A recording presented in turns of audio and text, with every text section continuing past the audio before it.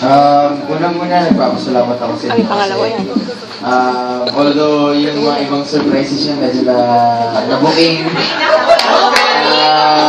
Pero, alam mo yun, it's the thought that counts yun naman palagi. So, sa mga fans ko from Manila, thank you. Sa mga taga-Iloilo, thank you din. Makulot pa sila, Tito Doreen, Peeps, Perflex. Sa family ko dito sa Iloilo, Lola Doris, Lola Ding, nabira lang nila ako makita dito. Very honored ako na makapaglaro kami ni 3D in front of them kasi hindi naman nila kami napapanood. Lalo na pag-EET season. And syempre sa family ko, 3D kay Danny, kay Mama, si Papa. May iba ba si Papa dito? Meron naman daw, meron naman. Sana yung bayad, okay. So, yun, sana lang papasalamat. Hindi, kay Mama, kay 3D, kay Danny, maraming salamat. Kay Tita Bing, kay Manang Inday sa family niya for always being, treating me as their second, 1, 2, 3, fourth ako kay Tita Bing, fourth kay Manang Inday na ako palagi yung inaalagaan nila pag nasa concert ko na nasa Iloilo ako. Sa mga teammates ko, this table is speaking English, okay? Thank you for... Hey Mark! Give up muna!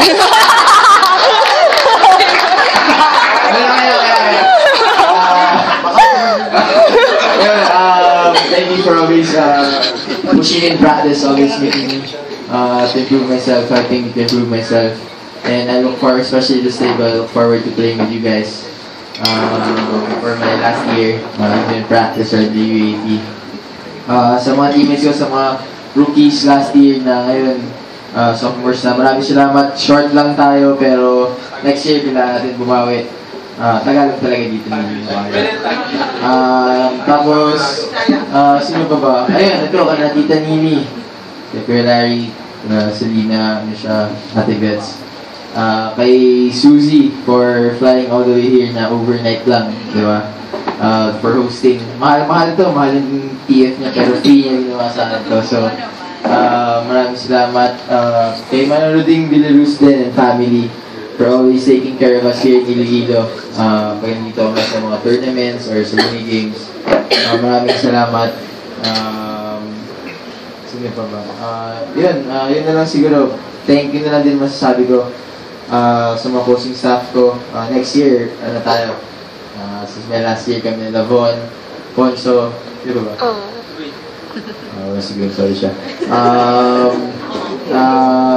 Last year namin, binigay talaga todo lahat since gusto rin namin mag-exit ng championship tsaka mabigyan din namin yung experience na mag-champion. Ang gano'ng kasarap mag-champion. Special mention kay Polly. Si Polly din, kahit siya yung bumuko ng isang surprise. Sa lahat ng tinulong niya sa akin na muntik na pa tayo masuspend na season. Hindi niya alam yung cut-off, pero hindi niya alam kung gano'n, lalo na nung nandun ako sa pinaka-low point ng career ko nung na-injure ako. Si Polly, tsaka yung isa ko pang kaibigan, si Hero, yung lagi kong kasama sa bahay. Nagpapatulong sila yung kukuha ng ice, sila yung kukuha at magsasaksak ng ganito. Binulutong na sila lahat-lahat, kasama ko pa rin sila. Yun lang, papasalamat ako. Yung isa, ikakwento ko na lang din sa Pagong. Thank you. Supporting us. What's next? God damn it!